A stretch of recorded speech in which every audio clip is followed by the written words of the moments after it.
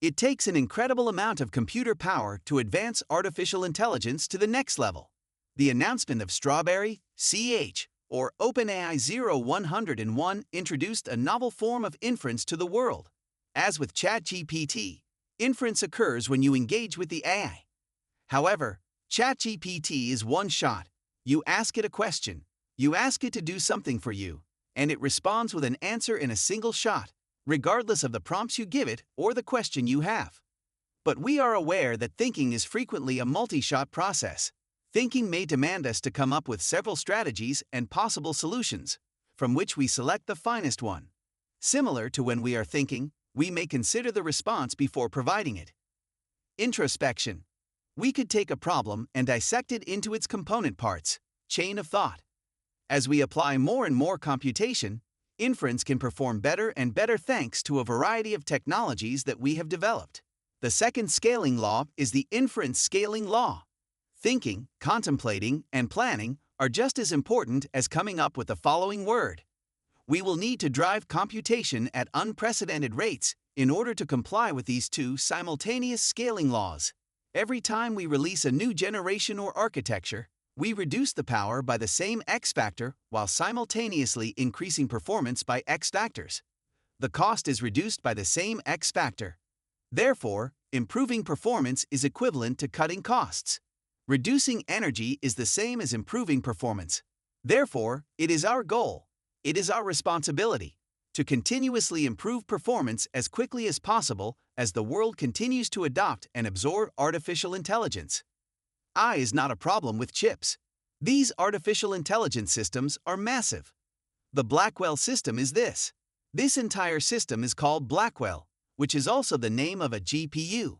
The GPU itself is remarkable. 2 Blackwells pass away. With 104 billion transistors produced by TSMC at their most sophisticated 4-nanometer node, each Blackwell die is the biggest chip ever produced. A low-energy link with a speed of 10 terabytes per second connects 2 of these Blackwell dies. Thousands of connections between the 2 dies have been observed in one line, precisely in the middle. 1/10 of a second. 8 HBM3E memories from Micron and SK Hynix connected, and their combined speed is 8 terabytes per second. The reason for that is because this system cannot work alone. Even the most advanced computer the world has ever made cannot work alone for artificial intelligence. In order to enable the NV and the GPUs to work as one, we, of course, have networking, 2 CX7s that connect this GPU with thousands of other GPUs. But we still need this NVLink. This NVLink allows us to connect the few GPUs in one rack that's standing behind me minus 1.8 terabytes per second, 35 times higher bandwidth than the highest bandwidth networking in the world, which allows us to connect all of these GPUs together to this NVLink switch. There are 9 NVLink switches in one rack. Each rack has 72 computers, like this, connected through this spine. What results are 72 of these computers connected as one large GPU, one incredibly large GPU. From the software perspective, it is just one giant chip. We designed this so that it can be configured as one superpod like this or one entire gigantic data center with thousands and thousands of them. Hopefully, hundreds of thousands of them. We could develop AI supercomputers using these. We can integrate them into enterprise data centers, into hyperscalers, so that they can fit into every part of the world's computing architecture. How do you program such an awesome computer? This is where Nvidia's software stack, all of the software that we produced over the years, integrated into the system, makes it feasible for everyone, anyone, to deploy AI supercomputers throughout the world to construct AI. And so, what is AI? I think there are 2 types of AIs that will be incredibly popular. The first AI is basically a digital AI worker. These AI workers can understand, they can plan, and they can take action. Support a customer, come up with a manufacturing supply chain strategy, optimize a chip, assist us create software. These digital AI workers, we call them AI agents, are essentially like digital employees. You'll see a wide variety of agents, and we developed a number of tools to facilitate the ecosystem's ability to develop AI agents for businesses. These agents are now capable of comprehension, reasoning, planning, and action. None of these agents are capable of performing all of the tasks and jobs assigned to them. No agent is able to perform at 100%. All agents will be able to complete half of your work, though. This is the major accomplishment. You should imagine that AI will perform 50% of the work for 100% of people, rather than 50% of the work being replaced by AI. AI won't replace you. Your job will be replaced by AI used by someone else. Therefore, as soon as you can, make sure to activate using AI. Digital AI agents are therefore the first. These artificial intelligences are digital. Physical AI is the second application. Now, the same fundamental technology is embodied and housed within a mechanical system. Naturally, one of the most significant global industries will be robotics. There hasn't been much robotics up to this point, and the reason is obvious. Even though robots have increased manufacturing output, growth has proven extremely challenging. The robotics industry has been largely flat for a long time. The reason for that is because it is not flexible enough to be applied to different scenarios and different conditions and different work. We need AI that is much more flexible. In order to enable robotics to happen, we need to build 3 computers. The first computer is to train the AI, just like we did with all of the examples I provided you so far. The second is to simulate the AI.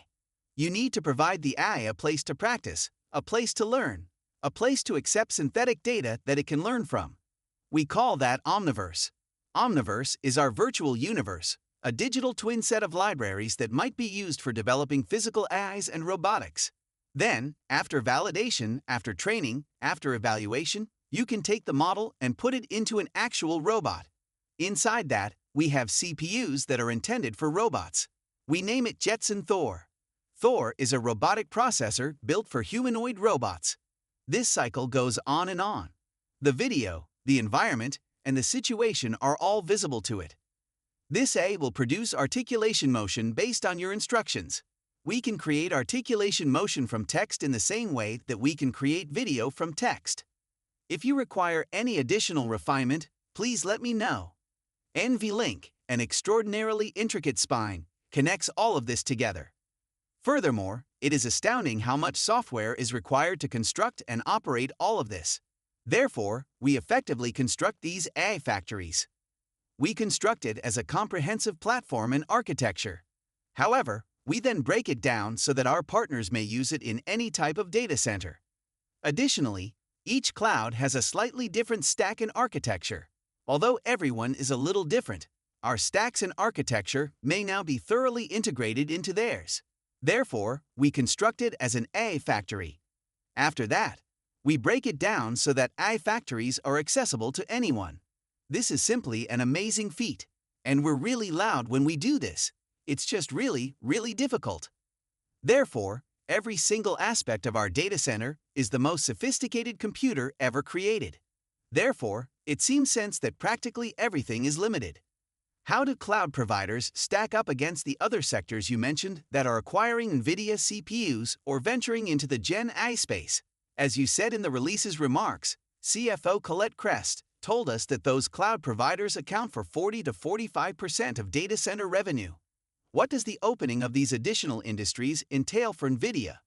I wonder whether the cloud providers will lose part of their market share and if these other businesses will replace them. I anticipate that they will both develop. First off, we approve of the financial arrangement, Jeff.